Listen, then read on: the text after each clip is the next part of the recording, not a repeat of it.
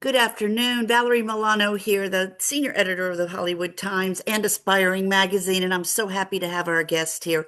I am in Palm Springs right now. I'm going to have her tell us what she's been up to and where she's at. Thank you for Well, I didn't joining know us. you were in Palm Springs. I love Palm Springs. I Isn't have it friends that beautiful? live there, and I love that darling little town. I am currently in Cleveland, Ohio. Yes, and then we'll be in Okay. New York City next. Yep. Good, good, good. So we have Mary Bridget Davies here, and you've become so closely associated with Janis Joplin throughout your career. Yes. Looking back now, has Janis personally changed you as both an artist and a woman? Yeah, for sure. The being able to wear her mask, when I was younger than her, when I first started, doing this gig, when I was first starting out my own bands when I was like 21, 22 years old, it's terrifying and you don't really know who you are yet. Like I knew that I loved singing and that it was going to be part of my life. I was in competitive dance my entire youth and did all the plays in high school and sang in high school. And I knew that the performing arts were going to be my thing, but my gosh, we're so mean to each other when we're younger. And I was like, look at her go, because that was my parents' music, like so like mom be making breakfast, boogieing around the house, cleaning, and it'd be Janice and John Lee Hooker and audience and just crazy. Very cool. I have a really cool because then I'd get on the bus to school and listen to like Salt and Pepper.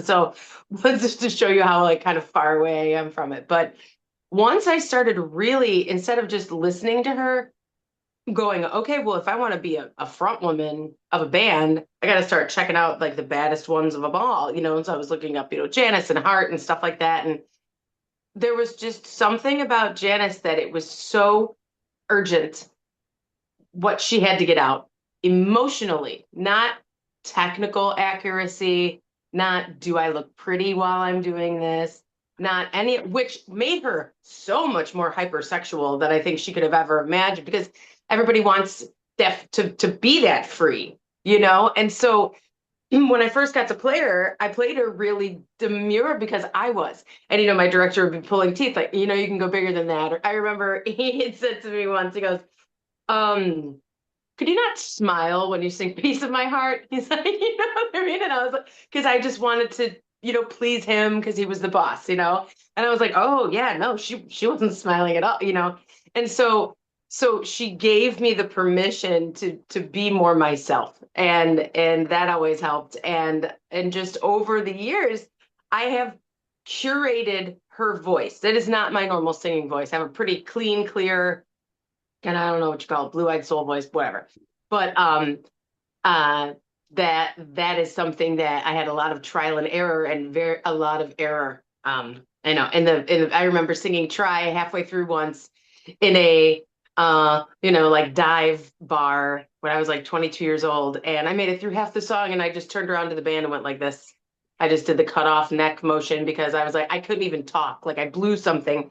And so it was like learning how to navigate harnessing all that power because I naturally have it too. Like there's a lot of who I am just as I was born to be that gets to put Janice on, and it's a good fit. It's an easy fit. It's not hard to reach her for me. And then as a woman, my man, just the way that she was mistreated and just kept. I mean, it was like a boxer getting up over and over again from the corner when they could have called it every time. She's like, no, I got another round in me. She just, so there was that tenacity to her, but that tenderness and brokenheartedness. No wonder she was such a great blues artist, because she really drew from that real life experience. And then, it taught me. And there were times when she was a little more like how adorable she was with Dick Cavett in their interviews. They had a really great rapport and they were kind of sweet on each other. And so I learned how to, be a little, playful but firm, from watching her instead of just be like, sure, oh, you're looking at me, anything you want, stupid 25-year-old boy, Yes. so like as a woman, I learned from her and as a performer, yeah, for sure, both. Well, Mary Bridget, Don't Compromise Yourself Yes. song has such a powerful title and message. When you perform that song, what emotions come up for you knowing it was originally intended for Janis Joplin?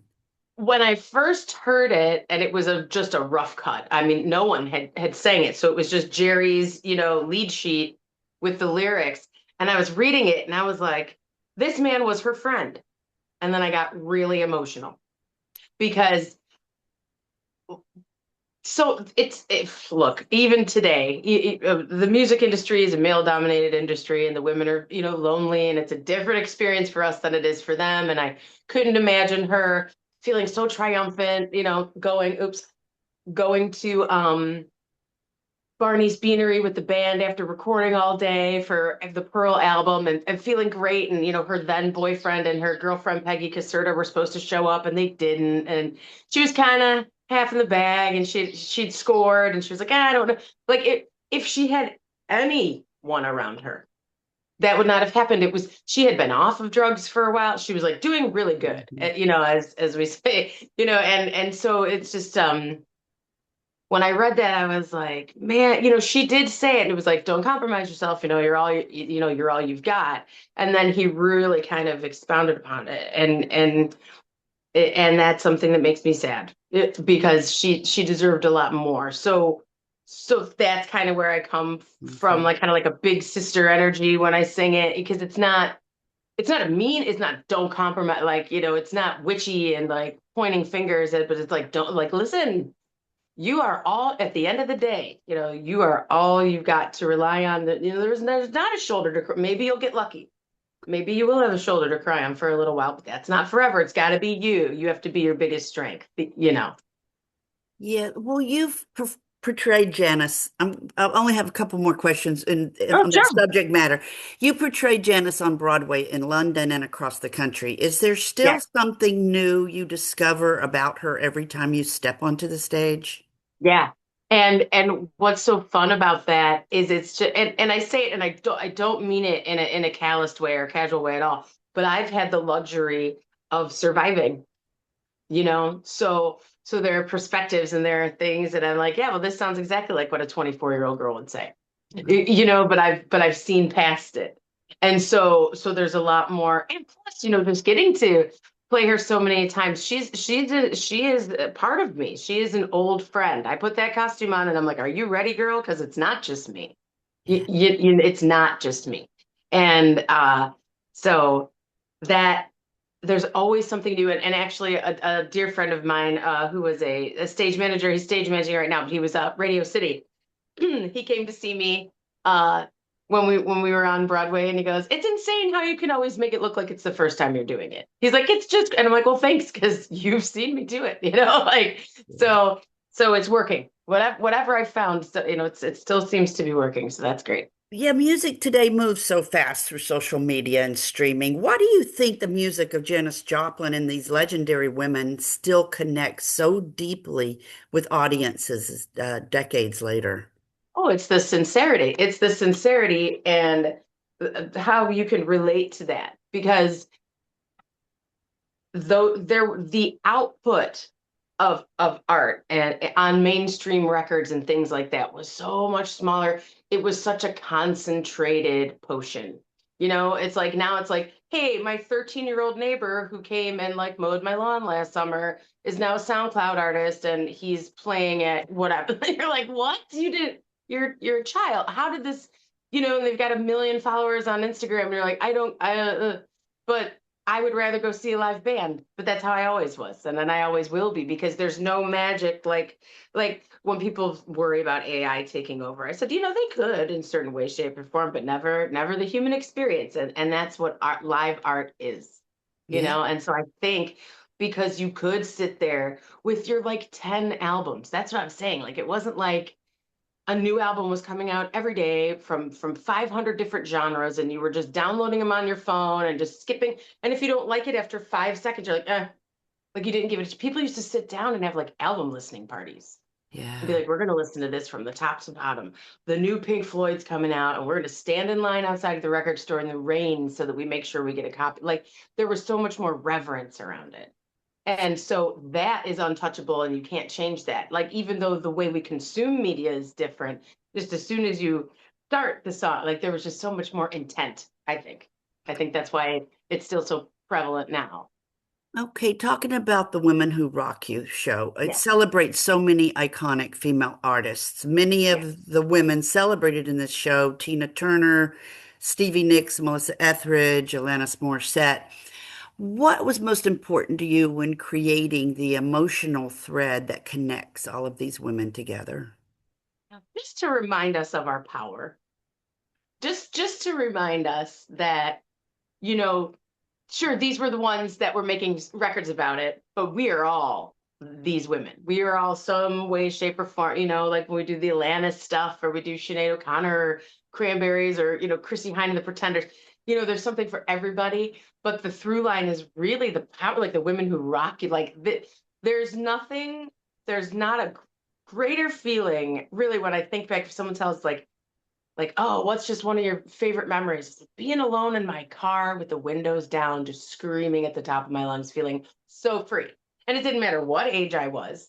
And it didn't, but it was always like those artists. And I was like, let's just remind everybody in this day and age where it's like, well, you don't have 2 million followers, or you're not in the new episode of Euphoria. So like you're not like an actor, dancer, singer, influencer, live in Los Angeles, 12 years old, your father owned a trucking company. And so endless my like the people who really like carved out of stone who they were, because you can't beat it. Like you can't, and even like I can't stand to watch or listen to myself perform because I just don't. And because I'll always be like, that could have been something else, But I remember one of my girlfriends had posted like a snippet of Uninvited that I did of Alanis Morissette. And I was like, that's not, that sounds really good. Because it's the material, Sure. and I'm lucky enough to have the instrument to convey it. But, I was just like, who doesn't want to go see that instead of just like, which there are some like tribute acts that are fantastic, the Beatles ones, Rain, and all those, and they're great, but it's like you're stuck to one artist. With this, you're not. With this, it's like, and of course, I throw Janice in there. It's part of who I am. It's a badge of honor. I wouldn't not like if I never sang Janis Joplin again, I'd be sad. I love doing it. So yeah, Janice in there, and I think it is. It's just that a testament to our strength, as the fairer sex. I'm so glad that you mentioned that these artists are artists that fought to be heard in the male-dominated spaces. Thank you for that, Mary 100%. Bridget. Absolutely. This project goes beyond just performing songs. It feels like storytelling and Oh history yeah. preservation as well. What do you hope younger audiences will take away from the show? Well, I hope they reach back because that's what I did, and accidentally because it was my parents, like literally listening to Memphis Millie, Memphis Minnie and Victoria Spivey and like these like Bessie Smith, whatever, and so those were the things I had in common with Janis Joplin. Is like I when she was listening to those things as a very young child, so was I, and I really think if you just because it's easy to sample something. It's easy to go, oh, like one of my favorite Destiny's Child songs is Bootylicious, but guess what it samples? Edge of 17, Stevie Nicks, and it's because the real thing was the best foot to start off with that tune, with the project, So it would just really like, I want people to come away from it and be like, I think we should listen to some Pretenders on the way home. Like I didn't know. Or oh my gosh, I haven't heard Dolores O'Riordan in forever. Or oh my gosh, that's right. Did Sinead O'Connor die? Because these women aren't getting their propers in they didn't in life, and some of them sadly who've already passed away. They were like a New York Post article. Or they were just like a Rolling Stone blip because the world's moving so fast. And these were like our patron saints growing up, for me at least. So if we could get people who knew who they were to be like, we should crank that out, or oh, that was great, or hey, maybe next time we're at such and such, we should go to that exhibit that's about the women who rock, or this like they had one in DC and we got to do a talk back there, and it was just so fun to watch people be like, oh, like when you're just saying things that I know it's my knowledge because it's my world. But then you say it to somebody else and they're completely like blown away and taken aback. You're like, yeah, like there's so much to learn. And so you're right, it is. It's a bit of storytelling in between songs, a little bit of banter. I have, the what is it? Kiss to the Blarney Stone or whatever. So I'm good at gab in between tunes. But we do it's and we also started a YouTube and kind of like a real series of Women Who Rock You, just like a 30-second one, a 1 minute one, a 3 minute one, about all these different women that of the ones that I do perform or that I just think were pioneers in music in general, but especially, for women. So yeah, it's kind of like it's a rock show and you leave learning something. And my favorite part is you leave feeling something. Like I can see, that's my favorite, being in the crow's nest of the ship. You can look down at everybody's faces, and luckily, because I'm not boasting about myself, but luckily I'd say 85% of the time, no one's looking down at their phone. And what a wonderful thing.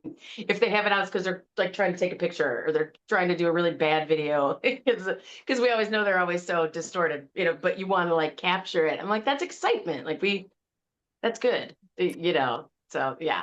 Vocally, these songs are incredibly demanding. How do Yeah. you prepare physically and emotionally for a performance like this?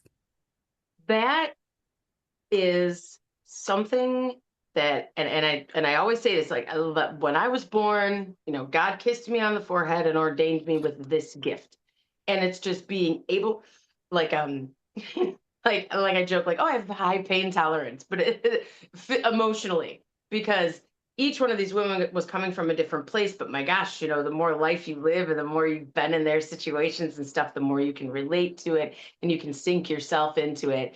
And I'm lucky enough that I started singing as soon as I could talk and I never stopped. So my instrument's very strong and it's my favorite thing to do. So I'm always using it. It's like anytime people are like, well, how do you sing Janis Joplin and not lose your voice? Because it's like marathon training.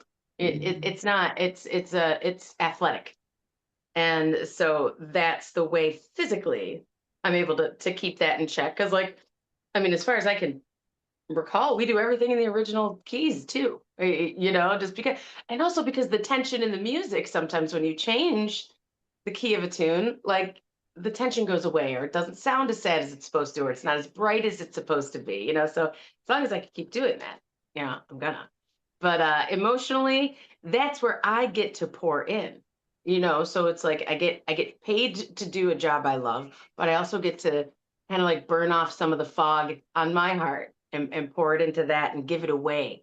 And you're able to give it away and other people receive it. And that's just a divine gift, that helps the emotional part big time. Thank you. Out of all the women featured in Women Who Rock You, is there one artist? I know we've talked about Janice a lot, but is there Sure. one artist whose music surprised you or affected you in a deeper way while preparing the show?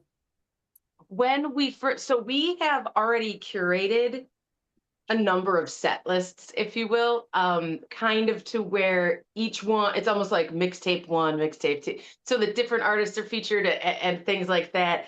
And I really forgot. It was really just about like, my God, how good that like you when you listen and you're like, I know that this person's an icon and this, that, the other thing. But when you listen to like the original, like Ike and Tina Turner stuff with Tina when she's singing like Nutbush and she's singing 3 a.m. blues and stuff, like the way that she could separate her voice and do so, like technically I was just like chewing on her like a bone, like I was like, oh my God, like because people think that you just get up behind a microphone and sing, like that we don't really have any control over it or intention into what we're doing, when it is it's a painting, it is a finely honed thing that we've worked on for hours, years, decades, so listening to Tina Turner, because I grew up, like probably the first Tina Turner song I remember was seeing like a music video, and it was like Mad Max or something, like we don't need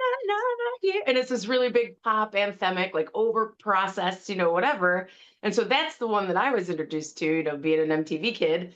And then my mom would play these records. I'm like, who's that? It sounds like Tina Turner. She goes, it is, but she was like 25 years old. And I was like, ah, like it's just so electrifying. And then just forgetting how important the Cranberries were for me as a kid, because like, you're going through puberty and you have crushes on boys and you wish, like the wishy-washiness of like when you watch like Grease and the girls are singing, all the 50s doo-wop stuff. Like that was like incredible.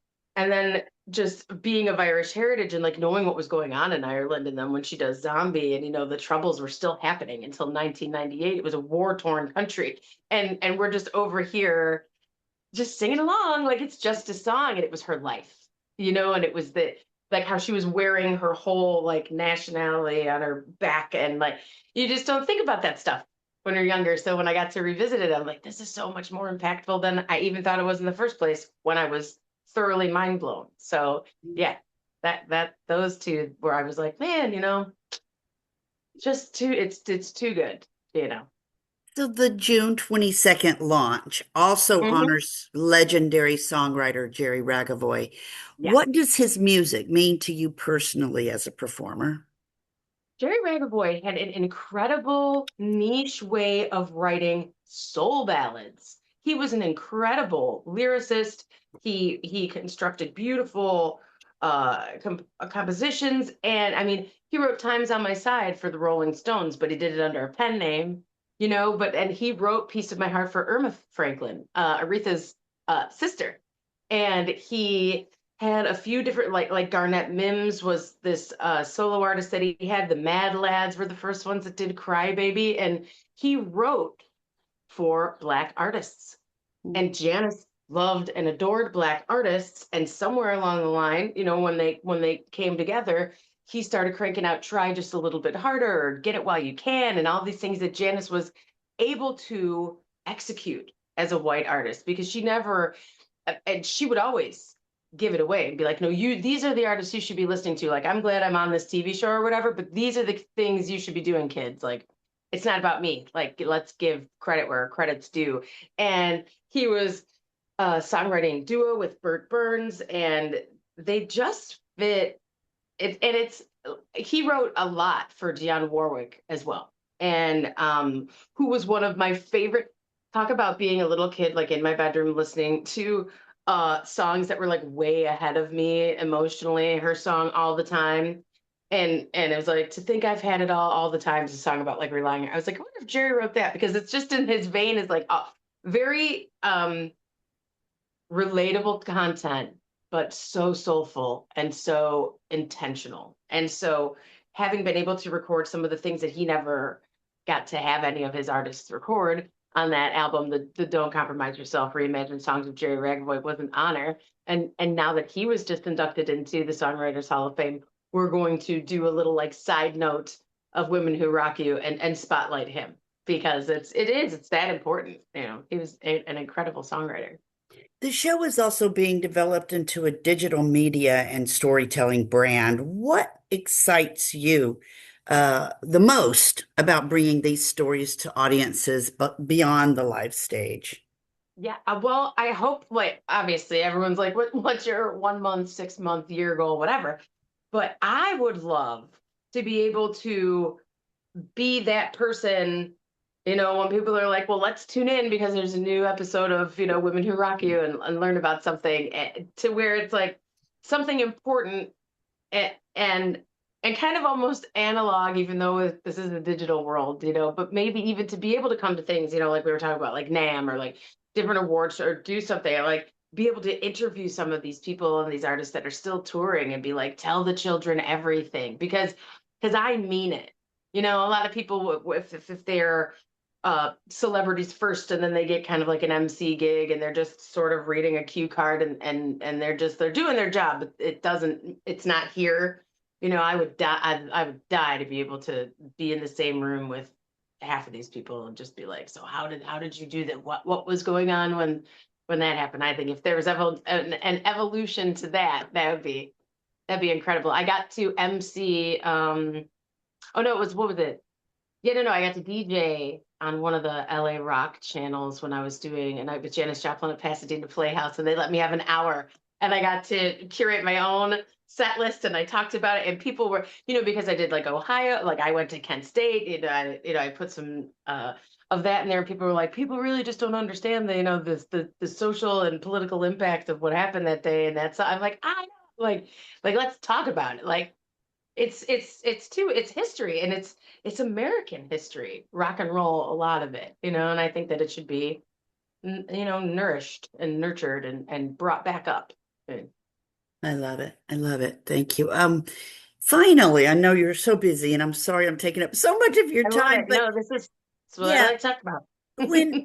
when audiences leave City Winery, New York after the performance, what do you hope that they are feeling on the ride home? I want them to just like, my favorite thing is that we're unplugged, like you're not, like I said, like maybe someone will pull their phone out to like take a picture or try to do like a little grainy video or something. But like when we're in a live music space, it's sacred, and you just go back to the natural human experience of like interacting with each other and like receiving someone else's energy instead of just doom scrolling through your phone. So like I hope that people have like a total, like go to dinner after or go grab a couple drinks and be like, did you know that Kim Gordon, the bassist for Sonic Youth, blah, blah, blah, like a conversation started, or man, it was really good to feel some real emotions again, because we are just living in a very surface time, sadly. So if I can help dig some stuff up for you, then I did my job. And I hope, and it's like, I don't want people like, leaving weeping or like a wreck or anything, but as Janice used to say, she's like, we just want to turn people on, and I mean that more than just sexual. Like remember when we were outside? Remember when we had to go visit people?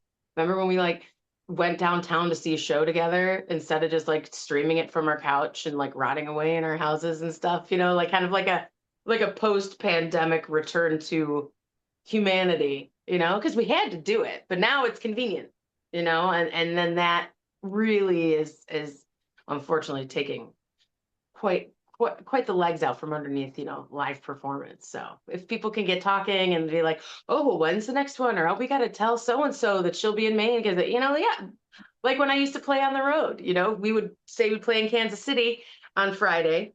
And then by Tuesday, we'd have play regionally on the weekend. And then we'd have like Springfield, Eureka Springs, we'd go down south, like go down to New Orleans or whatever. And by the time we got together, they'd be like, well, my Aunt Diane told me you were you know what I mean? And then there was like a table of 20 people and they were losing their mind, because that's the old hive mentality of the road and that life and people showing up for other people, So that would be cool. Wait, where do you live? I grew up in Cleveland, Ohio. So yeah, so we're doing that whole like back to New York, and Okay. I had to take care of my mom for a few years before she passed away. So I'm taking care of her house and Me all too. that I stuff. get it. Yeah. Yep. That's the So, season. Yeah. MBD, Yes. Mary Bridget Davies, Yes. how can our readers and our viewers find out more about you and about what's going on next with you?